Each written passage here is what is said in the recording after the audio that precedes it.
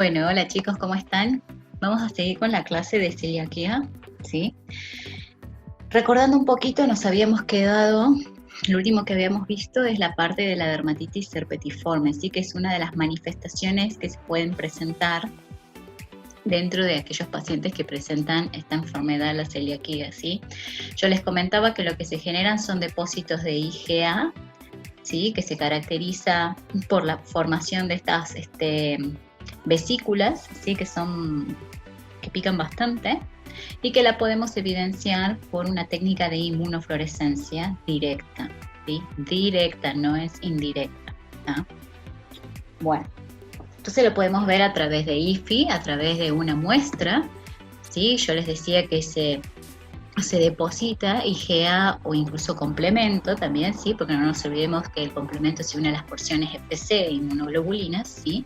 Entonces puede ser IgA con o sin C3, ¿sí? Que se depositan en esa unión dermoepidérmica y lo podemos evidenciar por una técnica de inmunofluorescencia directa, ¿tá? Si se encuentra o no el depósito, y así es como se veía, ¿sí? Esta formación acá, como se ve en la unión, ¿sí? Dermoepidérmica, y como tiene esta forma granular, ¿sí? Esos son los depósitos de IgA, ¿sí? Con o sin C3, ¿sí? Que se generan y son los que producen la formación de estas papulovesículas, ¿tá?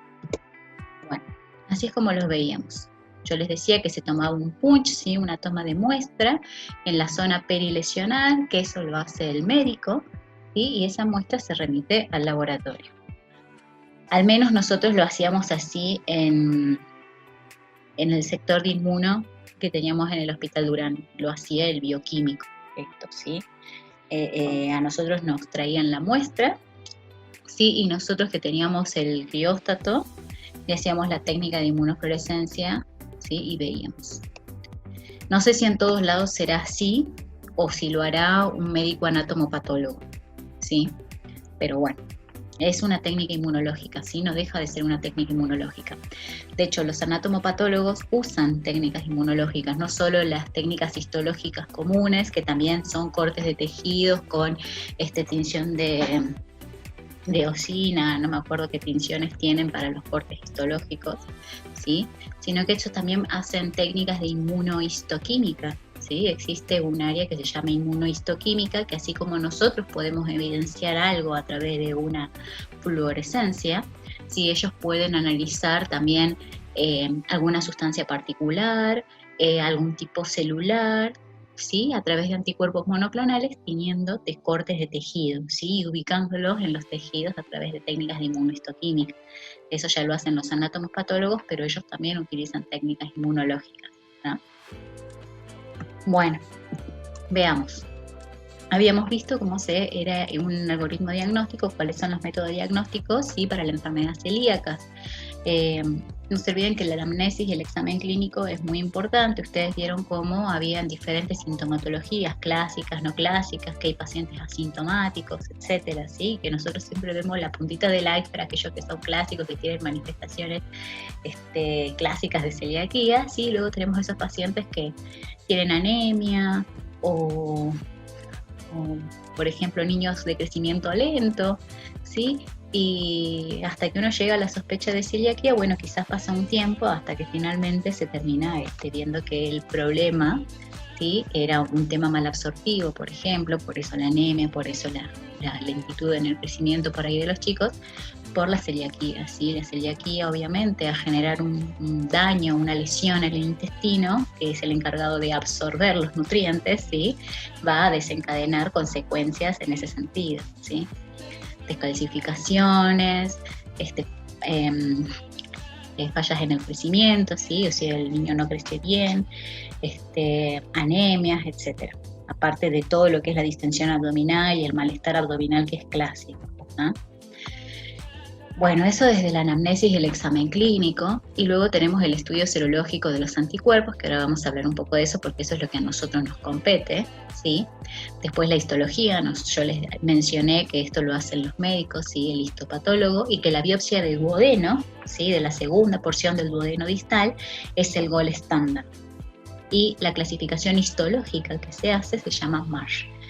Y luego también el otro desafío que se puede hacer para llegar a un diagnóstico de celiaquía es una respuesta positiva a la dieta libre de gluten, ¿sí? Es menos invasivo y se ve que estos pacientes, cuando le proponen hacer una dieta libre de gluten y la cumplen, comienzan a ver una mejoría en su sintomatología. ¿Ah? Bueno, entonces vamos a hablar un poquito sobre la clasificación de Marsh, ¿sí? Que es la gold estándar, la que hace el anatomopatólogo. Bueno, ellos toman, como les dije, una biopsia de la segunda porción del duodeno distal, ¿sí? Y acá vamos a ver un corte histológico, ¿sí? De cómo se verían las microvellosidades en un paciente normal. ¿Sí? Fíjense en cómo se ven las vellosidades bien bonitas, esas formas de dedos bien armadas, ¿sí? Con todo el cepillito, ¿sí? Porque tienen a su vez los cilios, ¿tá? O sea, están las vellosidades con las células que están recubriendo, que a su vez también tienen esas digitaciones, ¿sí? Fíjense, acá ya hay una imagen de una infiltrativa tipo 1, ¿sí? Fíjense, ya es una lesión en el cual todavía se conservan las vellosidades, ¿sí? Y algo de las microvellosidades, pero ya se comienza a ver un poco de atrofia, ¿tá? Fíjense en una hiperplásica 2, ¿sí? Ya comienza a perder la vellosidad el intestino. Fíjense en esto. ¿Dónde se fueron las vellosidades? ¿Sí? Solo quedan las criptas. Y ni hablar de esta, una atrofia subtotal de tipo 3B y la atrofia total, ¿sí? Quedó calvito, ¿sí? La superficie del epitelio intestinal, ¿sí? Ya no tiene las vellosidades ni las microvellosidades tampoco, ¿tá? Entonces de ahí salen las clasificaciones de Marsh. Un Marsh 1, ¿sí? Es el más común en lo que se llaman los celíacos adultos, ¿sí? Las vellosidades no están alteradas, pero el número de linfocitos intraepiteliales es superior al 25%. ¿Se acuerdan que yo les había mencionado que se producen infiltraciones celulares? ¿Sí? Se traen linfocitos TCD8, ¿sí? Linfocitos NK, ¿sí? A las zonas de lesión, y esos linfocitos que llegan ahí se llaman linfocitos intraepiteliales, ¿sí? Y se encuentran aumentados. Estos linfocitos intraepiteliales se pueden llegar a ver en estas técnicas de en estos cortes histológicos, o también se pueden hacer lo que yo les decía, tinciones de inmunohistoquímica, ¿sí? A estos mismos cortes se los tiñe, por ejemplo, con un monoclonal, ¿sí? Pongámosle un anti-CD8 para identificar a los linfocitos TCD8, ¿sí? A los linfocitos T citotóxicos, ¿tá? Se pone ese anticuerpo monoclonal que estaría conjugado como una enzima, así como el de la ELISA. Bueno, se genera la reacción enzimática y entonces uno puede ver en el tejido bien ubicado, ¿sí? Porque se va a ver de un color marrón, ¿tá? Dónde estaría presente esa célula, ¿sí? Ese linfocito metido acá entre medio de los epitelios, y lo que se ve es un aumento con respecto a la cantidad que hay en una persona normal. Por eso pone que se ve alterado el número de linfocitos intraepiteliales, que es superior al 25%. ¿Tá? Nosotros tenemos linfocitos intraepiteliales normalmente, ¿sí? Pero en los celíacos está aumentada la cantidad de esos linfocitos intraepiteliales porque estamos en un proceso inflamatorio. Bueno, un MASH 2, ¿sí? Es en el cual las estructuras de las vellosidades sigue siendo normal, pero contiene criptas, lo que se llaman hiperplásicas, y linfocitos intraepiteliales aún en mayor cantidad, ¿sí? Ya estaríamos más o menos en algo así, ¿ah? Como una hiperplásica 2. Y en un MASH 3, ¿sí? El número de linfocitos intraepiteliales es más grande todavía. Hay hiperplasia en las criptas, atrofia ya, ¿sí? Vendría a ser estas partes de acá abajo, donde ya se ven las atrofias de las vellosidades, ¿sí? Y se subdivide en diferentes grados según la atrofia, ¿sí? De ahí es donde sale la atrofia parcial, la atrofia subtotal y la atrofia total, ¿sí? Entonces esto es, la que dice infiltrativa 1 sería el MASH 1, la que dice hiperplásica 2 sería el MASH 2, y después la de acá abajo, que es la más grave, ¿sí? Es la MASH 3. ¿Tá? La MASH 3 en sus diferentes categorías, A, B y C. ¿Tá? Bueno, esto lo hace, como les dije, el médico patólogo. Él mira esto, ¿sí? Y clasifica, hace la clasificación de Marsh de lo que se obtuvo de la biopsia duodenal, ¿sí? Bueno, se evalúa entonces el grado de daño de las vellosidades, hiperplasia de las criptas, infiltración linfocitaria, ¿sí? En el epitelio, siendo, como les mencionaba, el grado 3 el más avanzado, con atrofia directamente, ¿sí? Se borran las vellosidades intestinales, ¿tá? Pero ¿qué pasa? La enfermedad celíaca no es la única que puede causar atrofia de la vellosidad, ¿sí? Hay otras patologías que también pueden provocar que se generen estas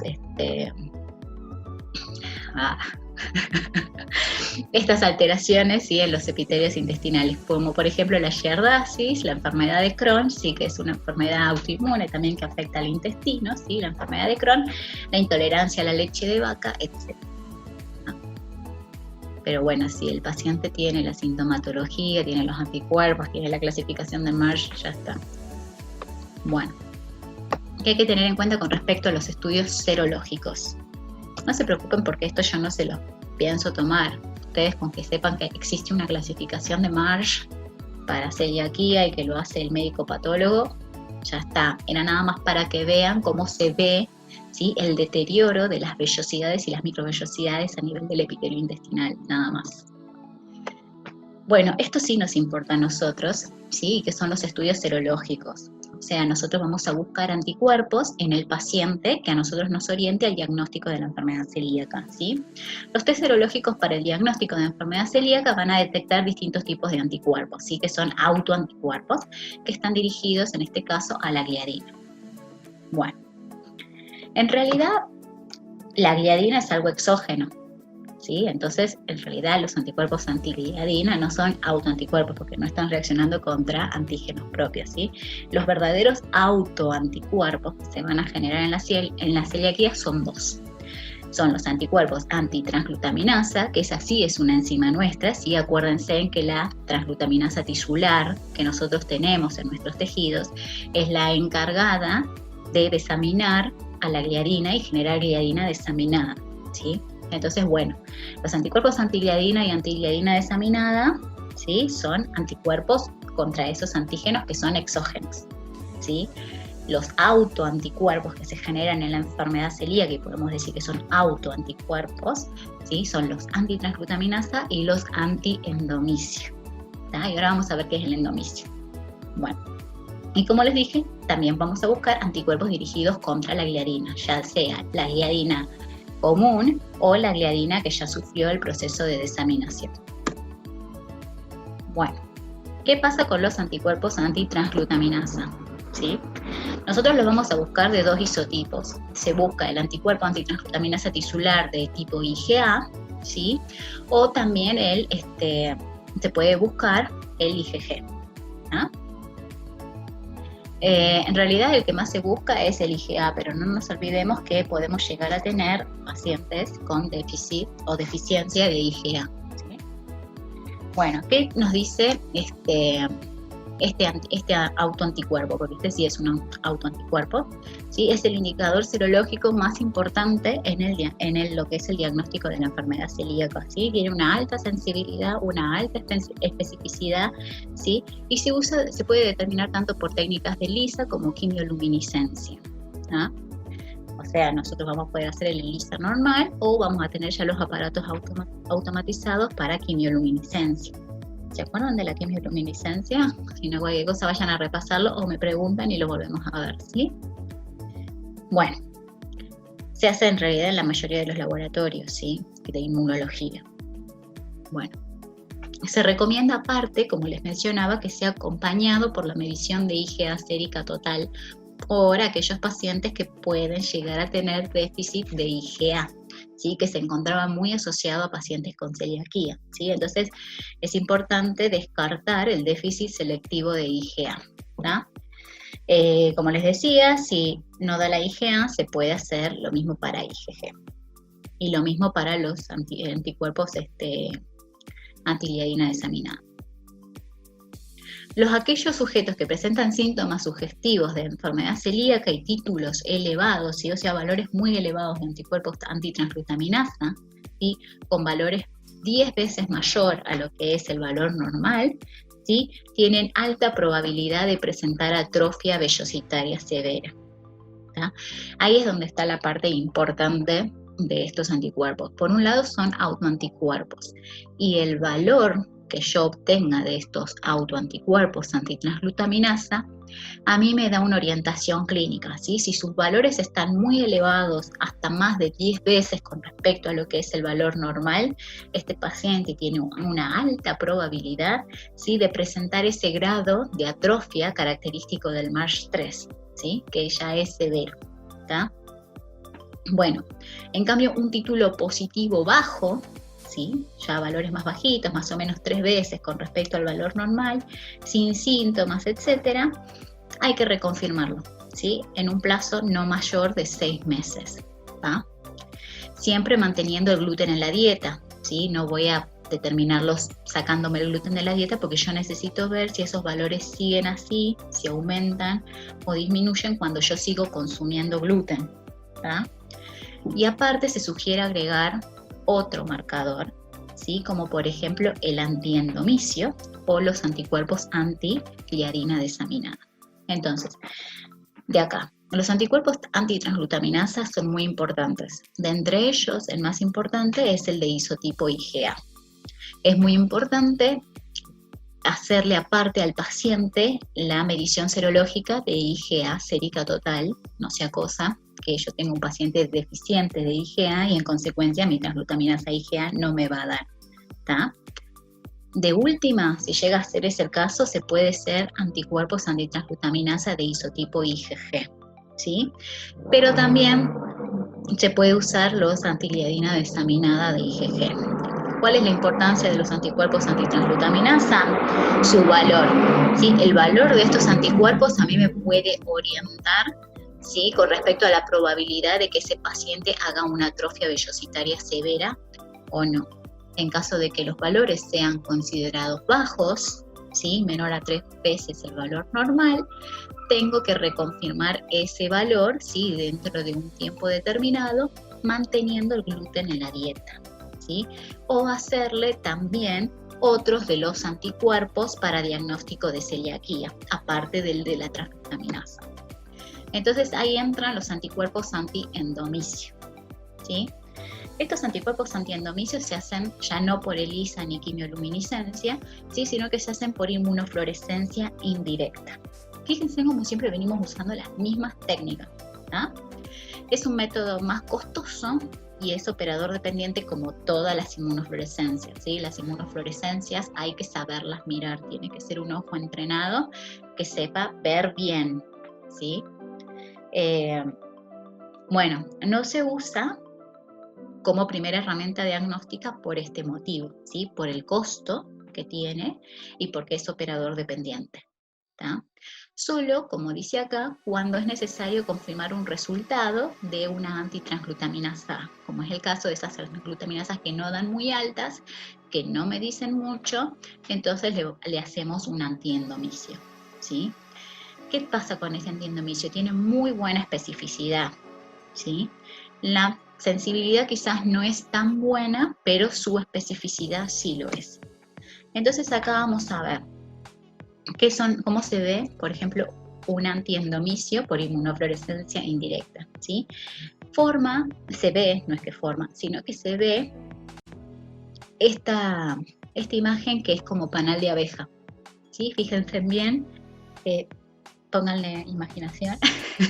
Sí, esto se veía como un panalcito de abeja, se tiene que ver todos esos bordeados, ¿sí?, bien marcados como se ven acá, ¿sí?, varios, y ahora vamos a ver por qué tiene esa forma de panalcito de abeja.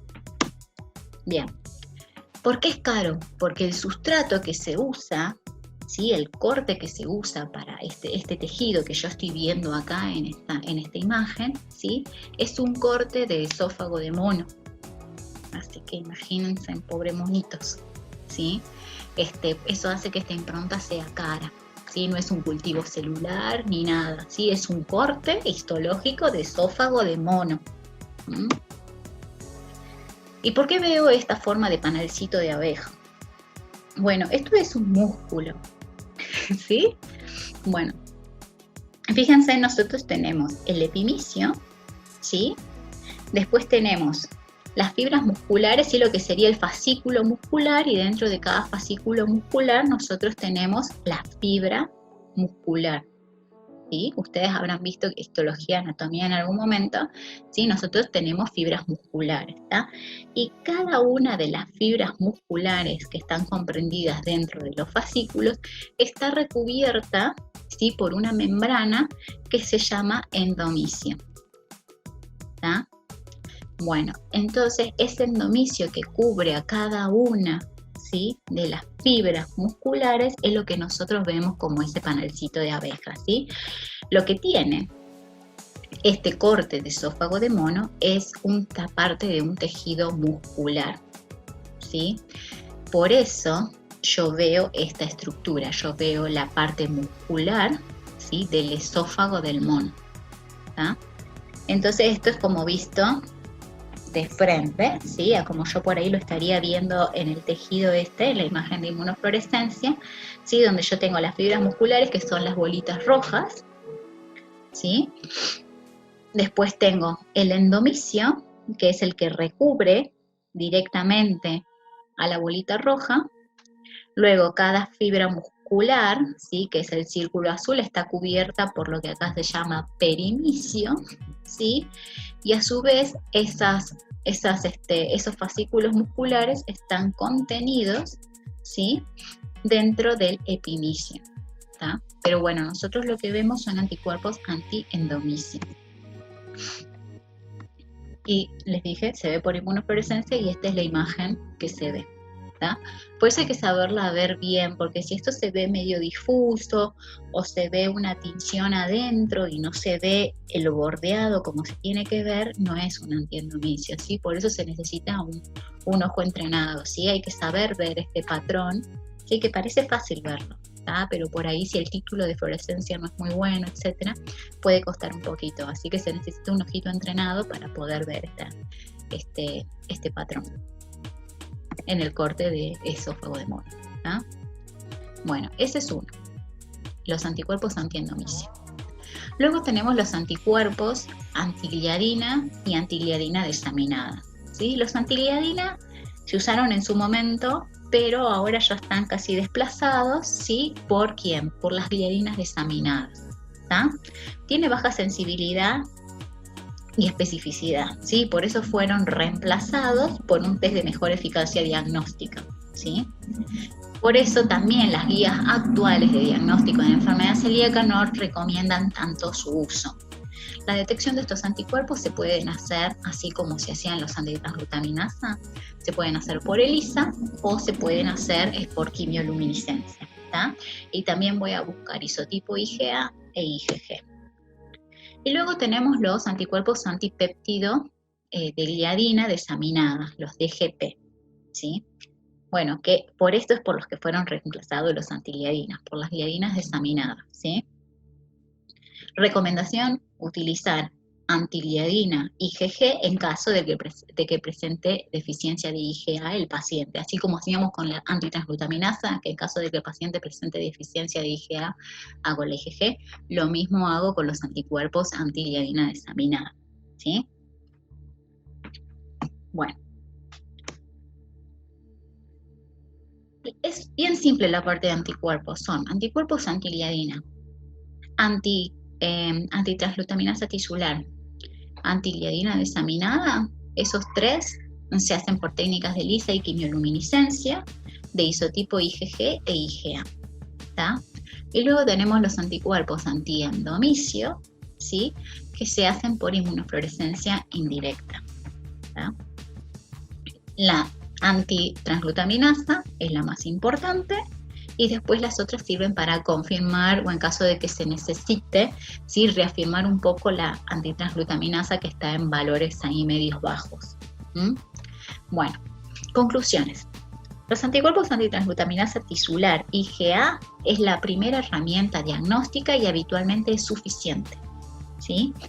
Los anticuerpos antigliadina desaminado IgG, ¿sí? Son útiles ante la deficiencia de IgA en pacientes tanto adultos como niños, ¿sí? Que son sintomáticos con IgA negativa. No nos olvidemos la deficiencia de IgA.